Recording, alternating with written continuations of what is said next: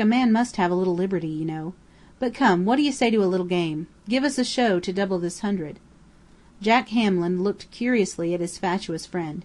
Perhaps he knew that the man was predestined to lose the money, and he preferred that it should flow back into his own coffers rather than any other. He nodded his head, and drew his chair toward the table. At the same moment there came a rap on the door. "It's Kate," said Mr. Brown. Mr. Hamlin shot back the bolt, and the door opened. But for the first time in his life he staggered to his feet, utterly unnerved and abashed, and for the first time in his life the hot blood crimsoned his colourless cheeks to his forehead. For before him stood the lady he had lifted from the Wingdam coach, whom Brown, dropping his cards with a hysterical laugh, greeted as "My old woman, by thunder!" They say that Mrs. Brown burst into tears, and reproaches of her husband. I saw her in 1857 at Marysville, and disbelieved the story. And the Wingdam Chronicle of the next week, under the head of "Touching Reunion," said, "One of those beautiful and touching incidents peculiar to California life occurred last week in our city. The wife of one of Wingdam's eminent pioneers, tired of the effete civilization of the East and its inhospitable climate, resolved to join her noble husband upon these golden shores. Without informing him of her intention, she undertook the long journey, and arrived last week. The joy of the husband may be easier imagined than described. The meeting is said to have been indescribably affecting. We trust her example may be followed." Whether owing to Mrs. Brown's influence, or to some more successful speculations, Mr. Brown's financial fortune from that day steadily improved. He bought out his partners in the Nip and Tuck lead, with money which was said to have been won at poker, a week or two after his wife's arrival, but which rumour, adopting Mrs. Brown's theory that Brown had forsworn the gaming table, declared to have been furnished by Mr. Jack Hamlin. He built and furnished the Wingdam house, which pretty Mrs. Brown's great popularity kept overflowing with guests. He was elected to the Assembly, and gave largesse to churches. A street in Wingdam was named in his honour. Yet it was noted that in proportion as he waxed wealthy and fortunate, he grew pale, thin, and anxious. As his wife's popularity increased, he became fretful and impatient. The most uxorious of husbands, he was absurdly jealous. If he did not interfere with his wife's social liberty, it was because it was maliciously whispered that his first and only attempt was met by an outburst from Mrs. Brown that terrified him into silence.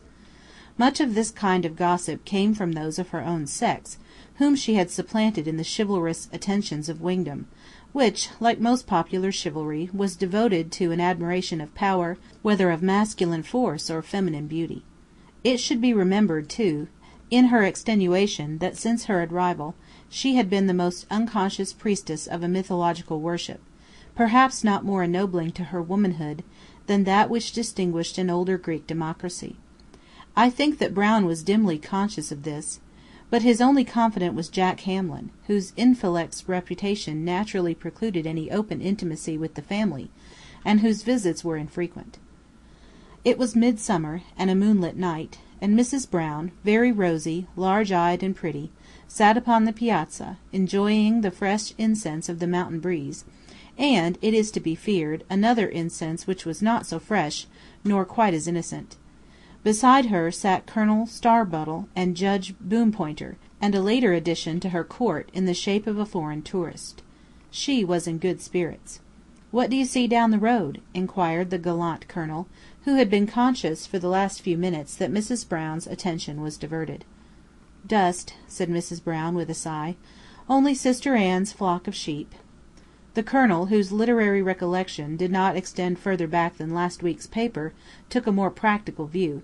"It ain't sheep," he continued. "It's a horseman. Judge, ain't that Jack Hamlin's grey?" But the judge didn't know, and as Mrs. Brown suggested the air was growing too cold for further investigations, they retired to the parlour. Mr. Brown was in the stable, where he generally retired after dinner. Perhaps it was to show his contempt for his wife's companions. Perhaps, like other weak natures, he found pleasure in the exercise of absolute power over inferior animals. He had a certain gratification in the training of a chestnut mare, whom he could beat or caress as pleased him, which he couldn't do with Mrs. Brown. It was here that he recognized a certain grey horse which had just come in, and, looking a little farther on, found his rider. Brown's greeting was cordial and hearty, Mr. Hamlin's somewhat restrained. But at Brown's urgent request he followed him up the back stairs to a narrow corridor, and thence to a small room looking out upon the stable-yard. It was plainly furnished with a bed, a table, a few chairs, and a rack for guns and whips. "This here's my home, Jack," said Brown, with a sigh, as he threw himself upon the bed, and motioned his companion to a chair. "Her room's t'other end of the hall. It's more'n 6 months since we've lived together, or met except at meals. It's mighty rough papers on the head of the house, ain't it?" he said with a forced laugh.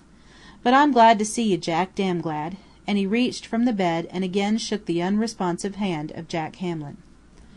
"I brought you up here, for I didn't want to talk in the stable, though for the matter of that it's all around town. Don't strike a light. We can talk here in the moonshine. Put up your feet on that winder and sit here beside me. There's whiskey in that jug." Mr. Hamlin did not avail himself of the information. Brown of Calavares turned his face to the wall and continued: "If I didn't love the woman, Jack, I wouldn't mind. But it's loving her, and seeing her, day arter day, going on at this rate, and no one to put down the brake, that's what gets me. But I'm glad to see you, Jack, damn glad." In the darkness he groped about until he had found and wrung his companion's hand again. He would have detained it, but Jack slipped it into the buttoned breast of his coat, and asked, listlessly, "How long has this been going on?" "Ever since she came here, ever since the day she walked into the Magnolia. I was a fool then, Jack, and I'm a fool now, but I didn't know how much I loved her till then. And she hasn't been the same woman since. But that ain't all, Jack, and that's what I wanted to see you about, and I'm glad you've come.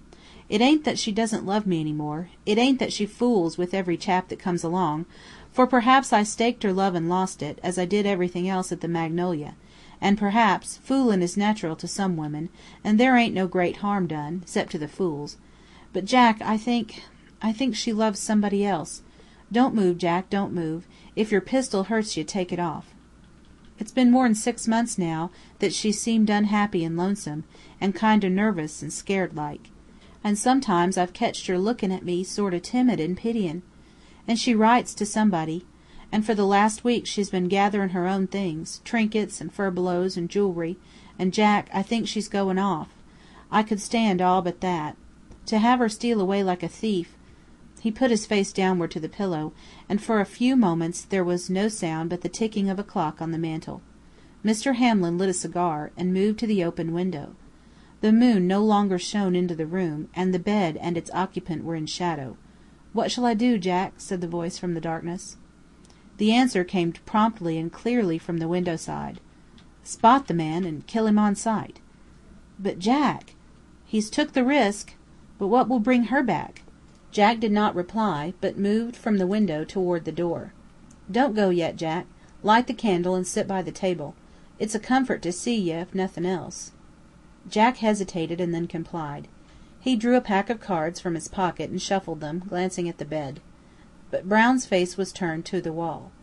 When Mr. Hamlin had shuffled the cards, he cut them, and dealt one card on the opposite side of the table and toward the bed, and another on his side of the table for himself. The first was a deuce, his own card a king. He then shuffled and cut again. This time Dummy had a queen, and himself a 4-spot. Jack brightened up for the third deal.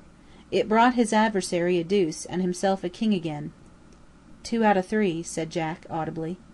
"What's that, Jack?" said Brown. "Nothing." Then Jack tried his hand with dice, but he always threw 6s, and his imaginary opponent aces. The force of habit is sometimes confusing. Meanwhile, some magnetic influence brought Mr. Hamlin's presence, or the anodyne of liquor, or both, brought surcease of sorrow, and Brown slept. Mr. Hamlin moved his chair to the window, and looked out on the town of Wingdam, now sleeping peacefully, its harsh outlines softened and subdued, its glaring colours mellowed and sobered in the moonlight that flowed over all. In the hush he could hear the gurgling of water in the ditches, and the sighing of the pines beyond the hill. Then he looked up at the firmament, and as he did so, a star shot across the twinkling field. Presently another, and then another. The phenomenon suggested to Mr. Hamlin a fresh augury. If in another 15 minutes another star should fall— He sat there, watch in hand, for twice that time, but the phenomenon was not repeated. The clock struck 2, and Brown still slept. Mr. Hamlin approached the table and took from his pocket a letter.